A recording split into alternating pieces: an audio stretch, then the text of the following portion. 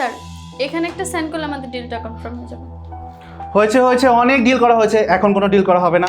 আমি চলে এসেছি খাবার নিয়ে। স্যার এখন এই খাবারটা সম্পূর্ণ আপনি খেয়ে নেবেন, আপনার কিন্তু মেডিসিন নেওয়ার সময় হয়ে গেছে। কিন্তু আমি তো মিটিং করছি। মিটিং? এখন কোনো মিটিং ফিটিং করা হবে না। আবার ল্যাপটপ অন করে রেখেছে। এখন আবার কে ফোন দিল, আমি ধরছি। হ্যালো, হ্যাঁ হ্যাঁ হ্যাঁ, মিটিং পরে করা হবে স্যার, এখন খাওয়া, হ্যাঁ খাওয়া নিয়ে ব্যস্ত, এইসব কথা এখন বলা যাবে না। ঠিক আছে ঠিক আছে, আমাকে এত জ্ঞান দিতে হবে না, যত সব। এই ছোট লোকের বাচ্চা, তো সাহস তো কম না? তুই কোথায় থেকে হুটহাট করে অফিসের মধ্যে এসে আমাদের মিটিংটা নষ্ট করে দিলি। আর একটা কথা, তুই যে ল্যাপটপটা অফ করলি, তোর কোনো ধারণা আছে আমাদের কত ইম্পর্টেন্ট ফাইল ছিল? আমি একটা কথা বুঝলাম না স্যার, আপনাদের এখানে কেমন সিকিউরিটি যে কেউ হুটহাট করে আপনাদের অফিসে চলে আসে? স্যার, একে দেখে তো মনে হচ্ছে আপনার অফিসের কাজের লোক। আপনার অফিসের কাজের লোক আপনার পারমিশন ছাড়া আপনার অফিসে ঢুকে পড়ে। আমাদের কত একটা ইম্পর্টেন্ট মিটিং ছিল, সেই মিটিংটার 12টা বাজিয়ে দিল একদম। হ্যাঁ ম্যাডাম, আপনারা ঠিকই কইছেন। আমি স্যারের বাসার কাজের লোক, ছোটোবেলা থেকেই স্যারের বাসায় কাম করি। আসলে হয়েছে কি, স্যার দেখে মনে অনেক সুস্থ, কিন্তু স্যার সুস্থ না, স্যার লিভারের সমস্যা আছে। ঠিক টাইমে খাবার খাইতে কইছে ডাক্তার, আর ওষুধ খাইতে কইছে। এর জন্য আমি তাড়াহুড়া করে আইছি। আমি আসলে বুঝতে পারি নাই যে আমার জন্য আপনাদের এত বড় ক্ষতি হয়ে গেছে। দয়া করে আমার ক্ষমা করে দিবেন। আই তুই চুপ থাক। একে তো এত বড় অন্যায় করেছে, তারপর আমার কাছে এসে ক্ষমা চাইতে। তোর জামা কাপড় দেখে তো আমার ঘৃণা আসছে, তোর সাথে কথা বলার রুচি তো বাদই দিলাম। আর একটা কথা, তুই যে স্যারের কলটা কাটলি, এটা যদি কোনো ইম্পর্টেন্ট কল থাকতো তাহলে স্যারের কোনো একটা মিটিং ক্যান্সেল হয়ে যেত না? স্যার, আপনাদের মতো মানুষদের জন্য না এসব চাকর বাকর মাথায় ওঠে নাচে। তাই আমি বলছি কি স্যার, এসব চাকর বাকরকে মাথায় উঠাতে নেই, এরা পায়ের জিনিস পায়ের নিচেই রাখেন। স্যার, একটা কথা বলি, আপনি কিছু মনে করবেন না। এই যে এই কাজের লোকটা আপনার অফিসে এসে আপনার পারমিশন ছাড়া আপনার ল্যাপটপে হাত দিয়েছে, আপনার ফোন কেটে দিয়েছে, এটা যদি বাহিরের মানুষ জানে তখন তো আপনার পার্সোনালিটি নিয়ে কথা উঠবে। স্যার আর একটা কথা, একটু আগে শুনলাম এই চাকর নাকি আপনাকে খাওয়াই দিবে। মানে ব্যাপারটা বুঝলাম না, আপনি কোথায় খাবেন? 5 স্টার হোটেলে, তা না করে এই সস্তার খাবারে চাকর রান্না করেছে, ওর হাতে আপনি খাবেন?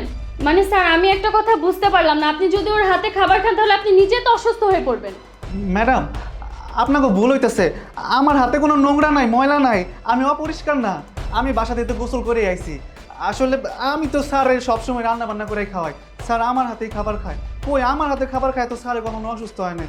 কিন্তু স্যারের তো ঠিক টাইমে খাবার খাওয়া লাগে, এর জন্য আমি বাসা থেকে দৌড়াইয়া তাড়াতাড়ি করে এনে আইছি স্যারের খাবার খাওয়ানোর জন্য।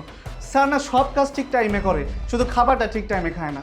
বাসায় যতক্ষণ থাকে ততক্ষণ তো আমি তার খেয়াল রাখতে পারি, যখন অফিসে আয়া পড়ে তখন তো আমি আর তার খেয়াল রাখতে পারি না। এর জন্যই আমি মনে মনে ভাবছি ডাক্তার যেহেতু কইছে ঠিক টাইমে খাবার খাওয়ানো লাগবো, এর জন্য বাসা থেকে আমি খাবারটা অফিসে নিয়ে আইছি। কিন্তু আমার জন্য যে আপনাকে এত বড় সমস্যা হয়েছে এটা আমি বুঝতে পারি নাই। এই চুপ কর, আর একটাও কথা বলবি না। আর একটাবার যদি দেখেছি তুই আমার মুখে মুখে কথা বলছিস, তাহলে এখানে দারোয়ান ডেকে তো ঘাট ধাক্কা দিয়ে কিন্তু এখান থেকে বের করে দিব। Enough is enough. তখন থেকে আমি আপনাদের সাহস দেখেই যাচ্ছি। আপনাদের সাহস কি করে হলো ওর গায়ে হাত তোলার? এই অফিসে এমন কোনো ব্যক্তি নেই বা এমন কোনো মানুষ নেই ওর গায়ে হাত তোলা তো দূরে থাক, ওর দিকে তাকিয়ে জোর গলায় কথা বলতে পারে। আর আপনাদের এত বড় সাহস, আপনারা ওর গায়ে হাত তুলে না একটাবার জানার চেষ্টা করেছেন ওকে? আপনারা জানেন ওকে কে হয়? আমার বলেন, ও আমার কে হয় বলেন? স্যার কে আর হতে পারে? সর্বোচ্চ আপনার বাসার কাজের লোক, তাছাড়া তো আর কেউ হতে পারে না। এক্স্যাক্টলি। আসলে আপনাদের মতো মানুষদের কাছ থেকে এই অ্যান্সারটাই আমি আশা করছিলাম। আপনারা তো মানুষকে মানুষের পোশাক দেখে বিবেচনা করেন না।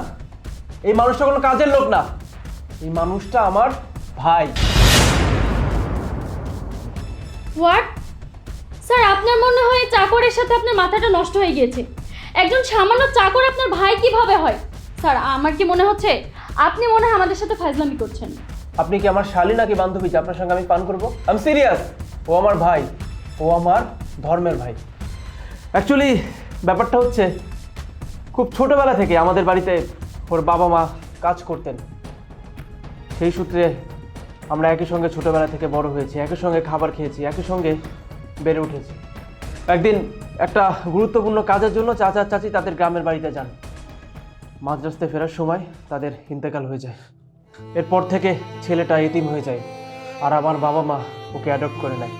তারপর থেকে আমরা দুজন একই সঙ্গে বড় হতে থাকি। আমার বাবা মা কখনো আমার সঙ্গে ওকে আলাদা করে দেখতেন না। আমাকে যতটা ভালোবাসতেন আমার বাবা মা, ওকেও ঠিক ততটাই ভালোবাসতেন, ওকে ঠিক ততটাই অধিকার দিতেন। যে খাবার আমি খেতাম সেই খাবার ওর জন্য রান্না করা হতো, যে জামা কাপড় আমি পরতাম সেই জামা কাপড় ওকেও দেওয়া হতো। ছোটবেলা থেকে কখনো ওকে আমি আলাদা চোখে দেখিনি।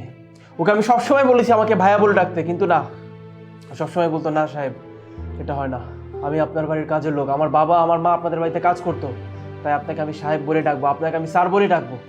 ও যেহেতু আমাকে স্যার বলে সন্তুষ্ট থাকতো, আমি ওকে বাধা দেইনি। এবার আসেন আসল কথায়। আপনি জানেন এই কোম্পানিতে আমার যতটা অধিকার আছে এই মানুষটারও ঠিক ততটাই অধিকার আছে। আজকে যদি আমার কিছু হয়ে যায় বা আমি যদি কোম্পানিতে না থাকি, আমার অবর্তমানে সব কিছুর মালিক এই মানুষটা। আপনারা তো আমার এখানে ডিল সাইন করার জন্য এসেছেন, রাইট? আমি যদি ডিলটা সাইন না করি তাহলে আমার হয়ে এই মানুষের অধিকার আছে ডিল সাইন করার। ইভেন এই মানুষের সেই অধিকারটাও আছে আপনাদেরকে ঘাট ধাক্কা দিয়ে অফিস থেকে বের করে দেওয়ার। আজকে যদি আমার কোনো আপন ভাই থাকতো না, আমার আপন ভাইও হয়তো আমার জন্য এতটা স্যাক্রিফাইস করতো না যতটা স্যাক্রিফাইস এই মানুষটা করেছেন। আজকে যদি আমার আপন ভাই থাকতো তাহলে হয়তো আজ এই চেয়ার নিয়ে তার সঙ্গে আমার হাতাহাতি বাঁধতো।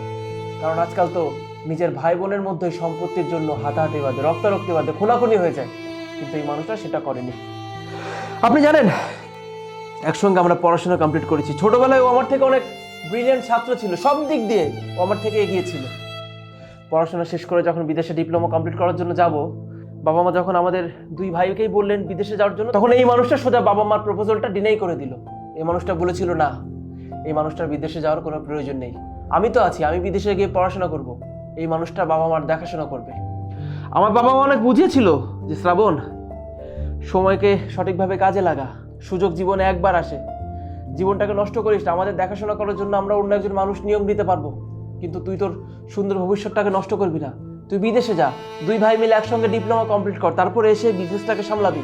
কিন্তু এই মানুষটা বলেছিল না, বড় ভাইয়া তো আছে, বড় ভাই থাকলে আমার কোনো দরকার নেই, বড় ভাইয়া গিয়ে ডিপ্লোমা কমপ্লিট করুক, বড় ভাইয়া পড়াশোনা শেষ করে এসে অফিস সামলাক, আমি আপনাদের দেখাশোনা করবো। কতটা স্যাক্রিফাইস করেছিল এই মানুষটা আমার জন্য, আর আজকে সেই আপনারাই এই মানুষটার গায়ে হাত তুললেন। আমি জাস্ট অবাক হয়ে যাচ্ছি। স্যার আমরা আসলে বুঝি নাই যে আপনি ওনাকে এত ভালোবাসেন, ওনাকে নিজের ভাই মনে করেন। না বুঝে স্যার অনেক খারাপ আচরণ করে ফেলেছি। আমরা বুঝলে তো আর এমন খারাপ আচরণটা করতাম না। স্যার প্লিজ আমরা এই টপিকটা বাদ দিয়ে আমরা যে মিটিংটার জন্য এসেছি সেই ডিলটা কমপ্লিট করি। ডিল করার জন্য আসছেন, সাইন নেওয়ার জন্য আসছেন? এনিওয়ে, আপনার জন্য কত কোটি টাকা ইনভেস্টমেন্টের জন্য আসছিলেন এখানে? স্যার 2 কোটি। 2 কোটি? 2 কোটি বাদ দিন, সামান্য 2 টাকাও আমি আপনাদের কোম্পানিতে ইনভেস্ট করতে চাই না। স্যার এসব আপনি কি বলতেছেন? মানে আপনি যদি আমাদের সাথে ডিলটা না করেন তাহলে আমাদের রাস্তায় পড়ে থাকতে হবে স্যার। আমরা এমনিতেই আপনার জন্য আমাদের কোম্পানিতে অনেক ইনভেস্ট করে ফেলেছি। স্যার প্লিজ আমাদের ব্যাপারটা একটু ভাবেন, আমরা এখানে সব কিছু ভুলে যাই। প্লিজ স্যার আমাদের ডিলটা ক্যান্সেল করবেন না? ঠিক আছে, আমি আপনাদের কথা রাখবো, যদি আপনারা আপনাদের নিজের ভুল স্বীকার করেন আর ওর কাছে সরি বলেন।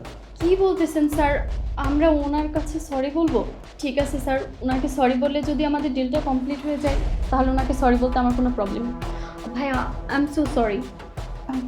হ্যাঁ ভাইয়া, আই এম সরি, আমরা যা করেছি ঠিক করিনি।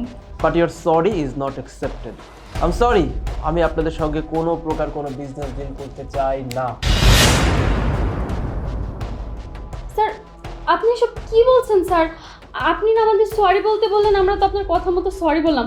প্লিজ স্যার আমাদের ডিলটা কমপ্লিট করে দিন। ভাইয়া আসলে আপনার সাথে আমরা অনেক খারাপ ব্যবহার করে ফেলেছি, তাই স্যার আমাদের সাথে ডিলটা করতে চাচ্ছে না। প্লিজ ভাইয়া আপনি একটু স্যারকে বুঝিয়ে বলুন না। স্যার ওনারা তো মাপ চাইতেছে, ওনাদেরকে ক্ষমা করে দেন না, ওনারা তো ওনাদের ভুলটা বুঝতে পারছে। এরকম করেন না, এতগুলো টাকার ডিল শুধু শুধু আমি এসে সেটা সব নষ্ট করে দিয়েছি, আমার জন্য এসব হইতেছে। স্যার আপনি ওনাদেরকে ক্ষমা করে দেন দয়া করে।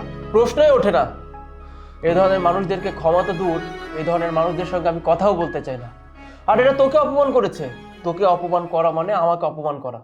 আর যখন কেউ আমাকে অপমান করবে তাদের সঙ্গে আমার যদি 100 কোটি টাকারও বিজনেস ডিল হওয়ার সম্ভাবনা থাকে, সেই 100 কোটি টাকার ডিল আমি নগদে ক্যান্সেল করবো।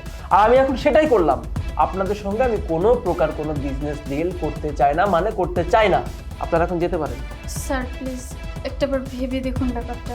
আমি এক কথা 2 বার রিপিট করা পছন্দ করি না, আপনারা চলে যান। আউট।